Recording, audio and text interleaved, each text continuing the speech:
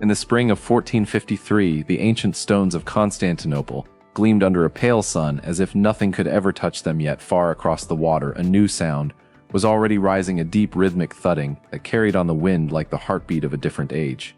For more than 1,000 years, the Theodosian Walls had stood as the ultimate symbol of Roman endurance, double lines of brick and stone rising nearly 30 feet high with towers every 50 yards and a wide moat that had swallowed armies whole. The Byzantine Empire, the last living fragment of Rome itself, had shrunk to this single city and a handful of coastal towns, but the walls remained invincible, or so everyone believed. Progress, the same force that had once built aqueducts, charted stars, and linked continents in trade, was now forging something far deadlier in the Ottoman forges. A Hungarian engineer named Orban had promised Sultan Mehmed II a cannon so enormous it could crack the very bones of any fortress on earth. The collapse did not begin with chaos, it began quietly in the glow of molten bronze, and the calculations of engineers who believed they were merely advancing the art of war. But no one inside the city understood what was coming next, the moment when human ingenuity would turn against the very civilization that had nurtured it and accelerate a fall no army alone could have achieved. The Byzantine Empire had once ruled from the Atlantic to the Euphrates, its emperors wearing the purple of Rome and its capital Constantinople, the new Rome, a crossroads of continents where silk, spices, and ideas flowed freely. By the middle of the 15th century, however, the empire had become a ghost of its former self, reduced to a single magnificent city surrounded by Ottoman lands. Yet within those walls the memory of glory lingered in the towering dome of Hagia Sophia, the marble forums, and the golden mosaics that still caught the light like living flames. Trade ships from Genoa and Venice still docked at the Golden Horn, bringing wine, oil, and news from the west, while the Emperor Constantine XI Palaiologos clung to the ancient titles and the hope that the West would send aid. The city's libraries preserved the works of Plato and Aristotle. Its scholars debated theology in the shadow of columns raised by Justinian himself. This was no ruin but a living capital where the past felt close enough to touch, where the rituals of the Orthodox Church still echoed through the streets, and where the idea of Rome itself refused to die. Yet beneath the surface the empire was hollowed out by centuries of plague war and lost provinces, leaving only the walls and the faith of its people to hold back the tide. Daily life inside Constantinople before the final storm moved to the slow rhythm of a city that had known both splendor and siege. Fishermen cast nets into the Bosporus at dawn, their boats rocking gently on water that reflected the domes and minarets of distant shores. Merchants opened their stalls in the covered markets, the air thick with the scent of spices, cinnamon, cloves, and the sharp tang of vinegar from the wine shops. Women drew water from ancient fountains while children played in the overgrown forums where grass now grew between marble slabs that once echoed with the footsteps of emperors. Priests chanted the divine liturgy inside Hagia Sophia, their voices rising beneath the vast dome that seemed to float on light itself. At night the city grew quieter, lanterns flickered in narrow streets, and the sound of distant bells mixed with the low murmur of families sharing bread and olives. Life felt ordinary, almost eternal, as if the walls would always stand and the empire would always endure. The routines of survival and faith had become so familiar that few noticed how fragile the balance had grown, how dependent the city had become on those ancient stones that no one imagined could ever fail. The warning signs were there, but they arrived so gradually they felt like nothing more than the ordinary troubles of an aging empire. Ottoman armies had already swallowed the last Byzantine outposts in the Balkans and Thrace, tightening the noose around Constantinople year by year. Trade routes, once controlled by Byzantine merchants, now funneled wealth into Ottoman coffers, while plague and earthquakes had thinned the population until barely 50,000 souls remained inside the vast circuit of walls built for 500,000. Diplomats from the West arrived with promises of crusade that never materialized, leaving the emperor to beg for help that never came. Inside the city, factions argued over union with the Catholic Church, hoping it might bring Venetian or Genoese ships, while others clung to Orthodox purity even as the enemy camped at their gates. These tensions simmered beneath the surface, invisible to most, yet they weakened the resolve that had once held the empire together. The collapse did not announce itself with trumpets. It whispered through empty granaries, through silent shipyards, and through the growing shadow of a young sultan who dreamed of ending what his ancestors had only chipped away at. Tension rose steadily through the winter of 1452, when Mehmed II, barely 21 years old, ascended the throne with a single obsession, burning in his eyes: the conquest of Constantinople. He moved his capital to Edirne, closer to the city, and began stockpiling cannons, gunpowder, and timber for siege engines on a scale never before seen. Byzantine scouts reported the construction of a massive fortress on the Bosporus, Rumeli Hisari, whose cannons could now close the strait to any relief fleet. Inside the city, the emperor ordered repairs to the walls, stockpiled grain, and sent desperate letters to the Pope and the kings of Europe, yet the responses were polite but empty. Merchants continued to trade, but fear crept into every conversation and every prayer. The once bustling harbor saw fewer sails, while the streets filled with rumors of an unstoppable Ottoman host gathering across the water. Still, the people clung to the belief that the walls had never fallen, and that God would not abandon the new Rome. By the time the first Ottoman banners appeared on the horizon in early April, the city had already begun to feel the weight of isolation, the slow tightening of a noose woven from ambition, and the quiet march of technological change. The key decision that would accelerate everything came not from within the city, but from a single meeting between Mehmed and the Hungarian engineer Orban. Orban had offered his services to the Byzantines first, but Constantine could not afford the salary the engineer demanded. Mehmed, however, paid instantly and ordered the casting of the greatest cannon ever built, a monster later named Basilica, 27 feet long, capable of hurling 600-pound stone balls more than a mile. Teams of oxen and hundreds of men dragged the weapon across muddy roads for weeks, the ground trembling under its weight, while foundries worked day and night to produce the massive stone ammunition. This was progress in its rawest form, the marriage of mathematics, metallurgy, and imperial, while turning a medieval fortress into an obsolete relic almost overnight.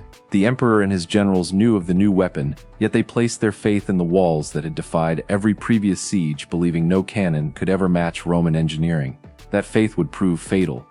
The collapse was no longer a distant threat, it had been engineered into existence by the very advancements the age celebrated as triumph. As April 1453 dawned, the Ottoman army of more than 80,000 men spread across the plain west of the city, their tents forming a sea of white canvas that stretched to the horizon. Mehmed's fleet sealed the Golden Horn with a chain and a line of ships, while the great cannons were positioned opposite the walls.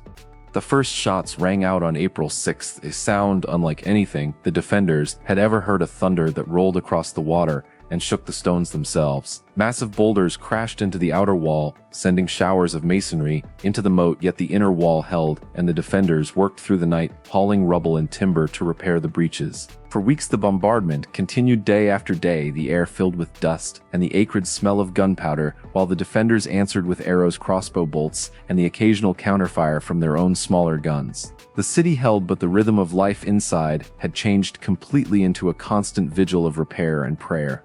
The system had not yet failed, but the invisible cracks were widening with every impact, and every night the people wondered how long the ancient stones could withstand the new science of destruction. The walls absorbed blow after blow, but the constant pounding wore on the defenders, both physically and mentally. At night, under cover of darkness, small teams of Genoese and Byzantine soldiers crept out to clear rubble and reinforce weak points, their hands raw from labor, while Ottoman snipers picked off any silhouette against the sky.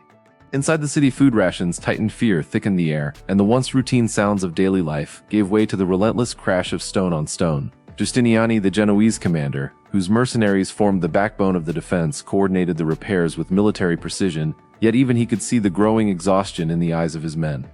The emperor moved among the troops, offering words of faith and courage, yet the knowledge that no major relief force was coming ate away at morale. Progress had turned the siege into a war of attrition that favored the side with the bigger guns and the deeper supply lines. The moment the system truly began to fail came not with a single dramatic breach, but with the slow realization that the walls which had defined Byzantine survival for centuries were now merely targets waiting for the final calculated strike. By late May, the defenders numbered barely 7,000 against an enemy force 10 times larger, and the strain had become unbearable. Mehmed offered one final ultimatum: surrender and live or resist, and face the consequences, yet Constantine refused, choosing to die with his city rather than submit. Inside the walls, the last days blurred into a fever of preparation and prayer, the great churches filled with people seeking divine protection, while soldiers sharpened blades and stacked what little powder remained. The night of May 28th was eerily calm, the moon hanging low over the Bosporus as both sides prepared for the final assault. Torches flickered along the battlements, hymns drifted through the streets, and the emperor walked the walls one last time, speaking quietly to every man he passed. No one slept. The air carried the heavy scent of incense and fear, while the distant Ottoman camp glowed with thousands of fires. The collapse was no longer a possibility, it had become inevitable, the product of months of calculated pressure and a single technological leap that had rendered medieval defenses obsolete. At dawn on May 29th, the final assault began with a roar that seemed to split the sky. Wave after wave of Ottoman troops, irregulars, then Anatolian regulars, then the elite Janissaries surged toward the walls under the cover of relentless cannon fire. The Basilica cannon and its sisters pounded the weakest section near the gate of St. Romanus until a section of the outer wall finally gave way in a cloud of dust and flying stone. Defenders rushed to close the breach with whatever they could find, barrels of earth, timber, and their own bodies, yet the gap widened with every new impact. Giustiniani was wounded and carried from the line, his departure shattering the morale of the foreign mercenaries. The emperor himself fought in the streets, sword in hand, urging his men forward until he disappeared into the chaos of battle his body never found. The once impregnable city was breached not by superior numbers alone, but by the precise destructive power of guns that no medieval wall had been designed to withstand. The system had failed in a matter of hours, the thunder of progress drowning out 1,000 years of tradition. Chaos swallowed the streets as Ottoman soldiers poured through the broken walls, their cries echoing between the marble columns and golden domes. Houses were looted, churches desecrated, and thousands of civilians dragged into slavery in a 3-day sack that Mehmed had promised his troops as reward. The once orderly city dissolved into scenes of panic and brutality, women and children fleeing through narrow alleys only to be cornered by looters, while priests continued to chant the liturgy inside Hagia Sophia until the doors were battered down. The social fabric that had held the Byzantine world together for centuries tore apart. In hours, families, separated lifelong neighbors, turned against one another in the desperate scramble for survival. The great libraries burned or were scattered, their priceless manuscripts trampled underfoot or carried off as trophies. What had been a proud cosmopolitan capital became a site of raw human breakdown, where fear, hunger, and the sudden absence of authority stripped away every layer of civilization. The collapse was now complete, not merely the fall of walls, but the disintegration of the society that had lived behind them. When Mehmed II finally entered the city on the afternoon of May 29th, he rode through streets littered with the dead and the debris of a fallen empire. He made his way to Hagia Sophia, where the last Christian service had ended only hours earlier, and there he ordered the great church transformed into a mosque, the cross removed, and the call to prayer rising for the first time beneath the dome that Justinian had built. The Sultan spared some scholars and artisans, but the symbolic rupture was total. The last Roman emperor dead, the last Roman city now Ottoman. The long-term consequences rippled outward immediately. Greek scholars fled to Italy carrying ancient texts that would fuel the Renaissance, while the Ottoman victory closed the traditional trade routes to the east, pushing European powers to seek new sea paths around Africa and across the Atlantic. The balance of power in the eastern Mediterranean shifted forever. The Byzantine dream of Rome reborn, extinguished in the smoke of gunpowder and the roar of cannons that had proven stronger than any wall. The fall of Constantinople in 1453 marked more than the end of one empire. It represented the irreversible rupture between the medieval world and the modern age. The very progress that had once strengthened civilizations through trade, engineering, and shared knowledge had now demonstrated its capacity to dismantle them with terrifying speed. Gunpowder technology, once a curiosity from distant China, had become the decisive factor that rendered centuries of defensive wisdom obsolete, forcing every future ruler to rethink the nature of power and fortification. The Ottoman Empire rose to dominate the region for centuries, while Europe turned westward, beginning the age of exploration and eventual global empires. The city itself, renamed Istanbul, became a thriving cosmopolitan capital under Ottoman rule, its skyline now crowned by minarets, yet the memory of its Byzantine past lingered in the stones and the silent witnesses of its walls. History had shown in the clearest possible terms that progress does not always build, it can also accelerate the collapse of everything that came before, leaving behind only echoes and lessons written in the rubble of once great civilizations. In the quiet years that followed the fall, the ruins of Constantinople told their own story, the broken sections of the Theodosian Walls still standing as mute testimony to a moment when human ingenuity outran the structures meant to contain it. Travelers who visited in the decades after described a city reborn under new rulers, yet haunted by the ghosts of its Roman past, the great aqueducts still carrying water, the forums now marketplaces where merchants from 3 continents haggled in a dozen languages. The collapse had been swift, decisive, and total, yet from its ashes a new order emerged, one shaped by the same forces of innovation and ambition that had ended the old. The cannons that had shattered the walls became symbols of a world where no fortress was truly impregnable, where progress itself had become the ultimate siege engine. Centuries later, as new technologies reshape societies and new walls, both physical and ideological, rise against them, the events of 1453 remain a haunting reminder that the most dangerous threats to civilization often arrive not with swords but with the quiet, relentless advance of ideas and inventions no one fully understands until it is already too late.